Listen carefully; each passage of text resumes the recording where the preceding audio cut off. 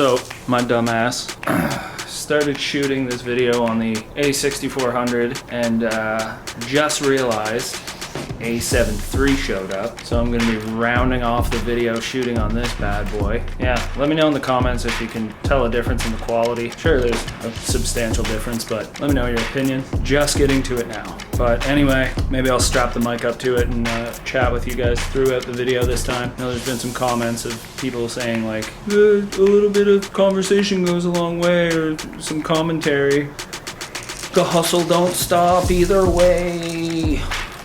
Actually, I have a little snack first before we continue. Oh my god. You! Is it weird that we're just hanging out? I think it's a little weird. I'm not mad about it, but it's strange to me because my channel is still so young, and I don't know, it's just weird, you know? Maybe it's a strange way of thinking. So many other people do it. Let me know if you guys like the vlog style stuff. Maybe I'll continue to do it in the future with future videos, because I would really like to start uploading more. But maybe it sucks. I don't know. I'm brand new, so who knows? So, couple things have happened, a few different things. Let's just get everything turned on here so we can really take a look at some stuff. Get a little more light. There we go, that's a bit better. Okay, so I was gonna do this video the exact same way I did the other ones, but kind of just taking you guys through some stuff is gonna be a little more chill. Where do we get started? I've been using the MX Master 1 for the better part of a year. I just picked this guy up. This is the MX Master 3. I know there's a 3S out as well, but I couldn't find it. So I had to just go with the next best thing for the upgrade. You know, I've really enjoyed the MX Master line when it comes to mice, at least. Biggest takeaway from this guy is the free scroll on this wheel. Oh my god, it's so good.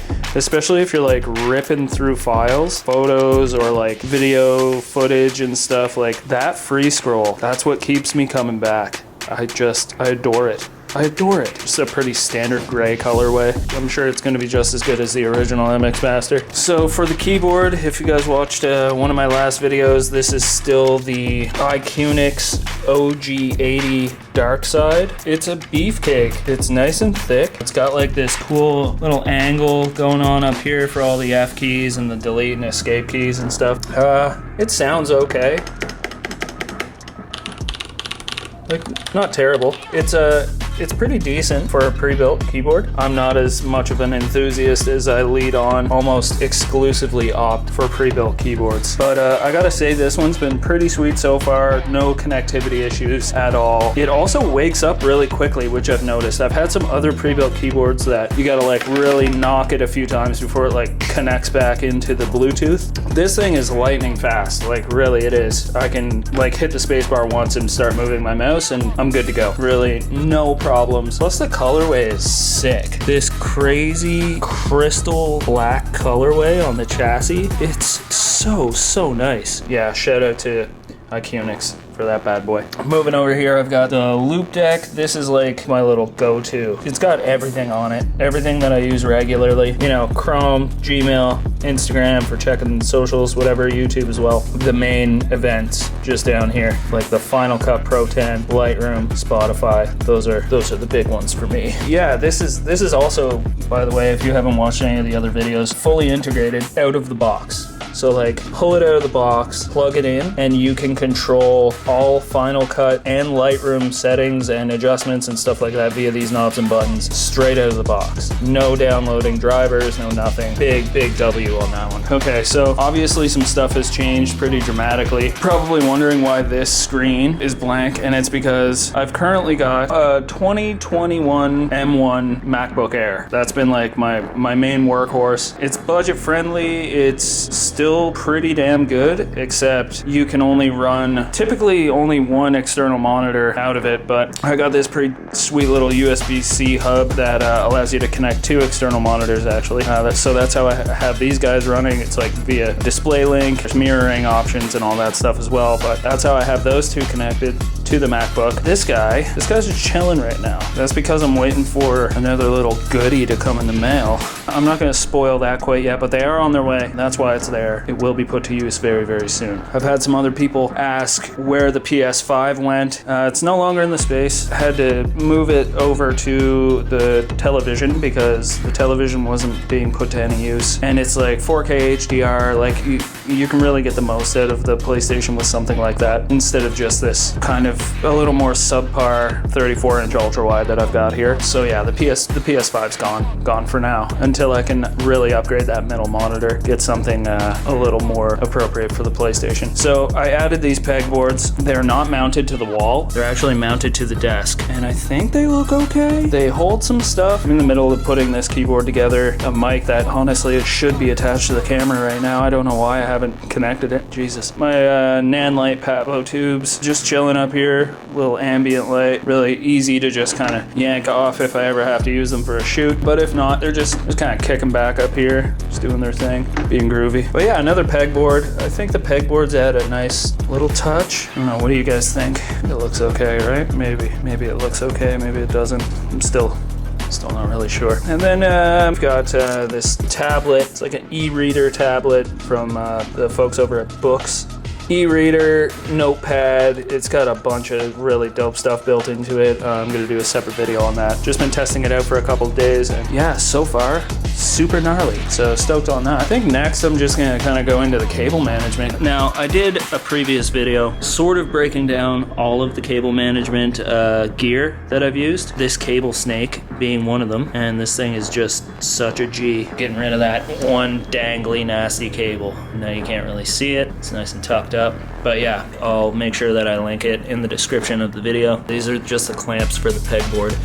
But come around to this side, you can kind of see the channel raceways. So those house all of the cables entirely. Just get a load of that. They work so well. Like you can barely see anything down there. Every single thing you see on this desk is routed just right through those. Isn't that so nice? I was so stoked when I found this out. A couple little Velcro ties there. I don't even remember where I saw these channel raceways for the first time, but it's such a nice little addition, man. And especially as someone that's like full-blown OCD, my brain is so insane sometimes that I can't even listen to volume on uneven numbers. It's got to be 15, 30, 45, or 50, or else I just like, my brain just starts bugging out. Like if I'm watching something and I'm in control of the volume, it can't be on like 17 or I'll just have an absolute meltdown because I'm a weird little drama queen. But the OCD is real. That's also a pretty big reason why I got rid of the L-shaped desk from the last video. The symmetry just wasn't there. Yeah, sure, it was like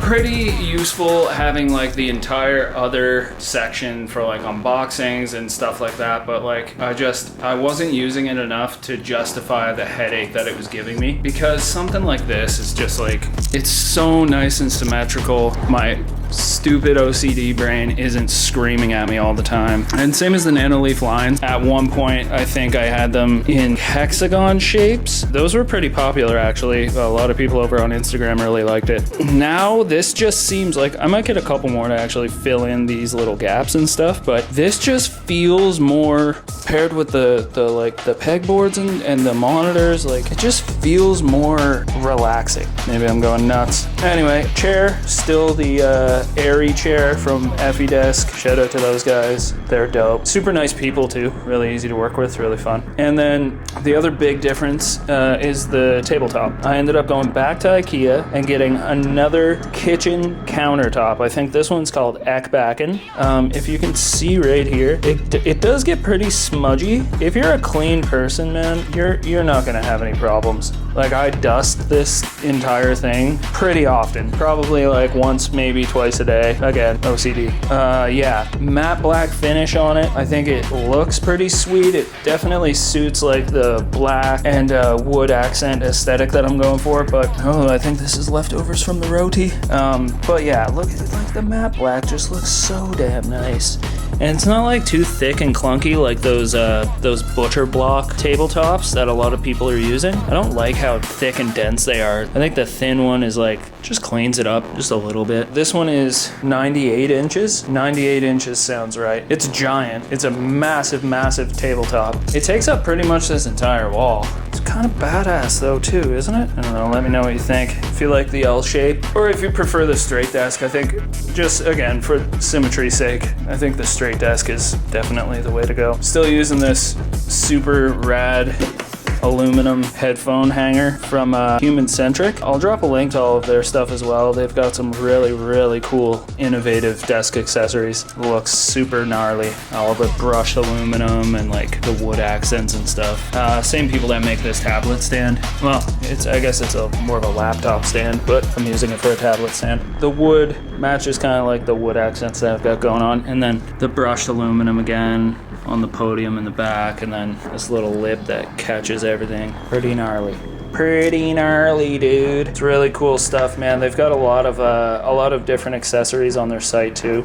I think I've got a code. You guys can probably save some money on it. Still rocking the Grovemade desk shelf. I feel like this is just a standard now. Maybe it's just me, but like, if you're gonna get one of these, just get this one. The quality is insane, and the compartments are so convenient. Plus, it hides all of this mess of cables in the back there. It hides it all so well. Like, you would never be able to tell that there's a mess of cables back there. But then you dip down, you zoom in, boom, look at that. Jeez, I didn't do as good of a job as I thought.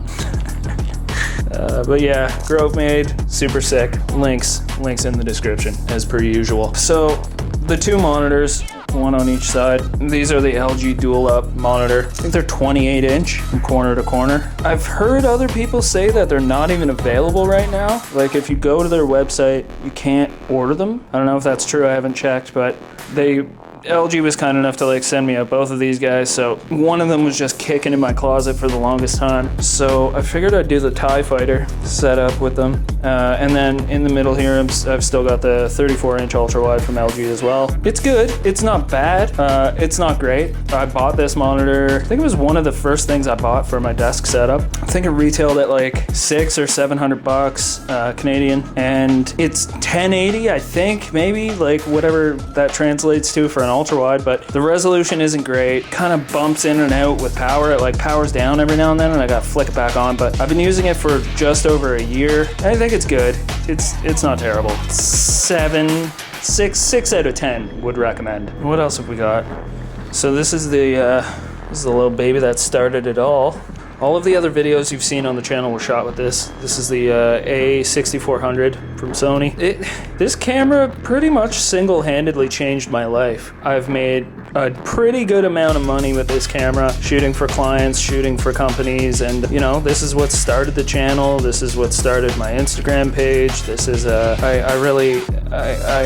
have this camera to thank for a lot of different things in my life. So that kind of just sits there for now. I think the last thing that we're missing is the speakers. So I had these big boy speakers on here a little while ago from Edifier. They were the S2000 Mark IIIs, I think. That was in one of my first videos. Superb sound. These, not so much, but they're a little more practical. They fit the space a little bit more. I know I have this gigantic desk and these tiny little speakers, but you know, I can just kind of flip them sideways. I'm not doing any major audio editing here. I'm not doing any production here or anything like that. If I was, I would definitely be getting some reference monitors as opposed to these little bookshelf speakers. But I think for what I do, which is mostly media consumption, creating content for Instagram and YouTube, and just, I don't know, listening to podcasts or listening to music and stuff, they're pretty good. R1280 DBS from Edifier as well, but they're not bad. I mean, they get the job done. They're not like astounding, but they are Bluetooth, which means less cables,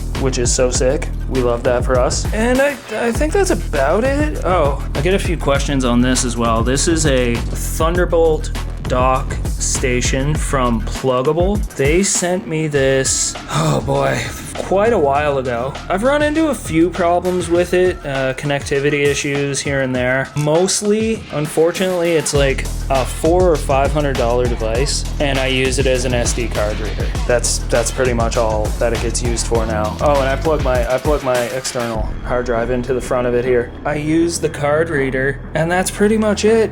because it's just not reliable now. It really sucks, but maybe I don't know, man. I moved a couple times with it. It's been through probably 6 or 7 different setups. Maybe I messed it up somehow. I don't really know, but great card reader so far. Yeah, man, I think that pretty much covers it. This is the new space. Let me know what you guys think. Yeah, I'm digging it though. I'm digging it, I think. Especially once I get like the other computer in here so I can really get all 3 monitors going at the same time. I think it's gonna look pretty badass. Maybe not, I don't know. I'm just nerding out over here. Yeah, anyway, man, I'm gonna split, but let me know what you guys think in the comments.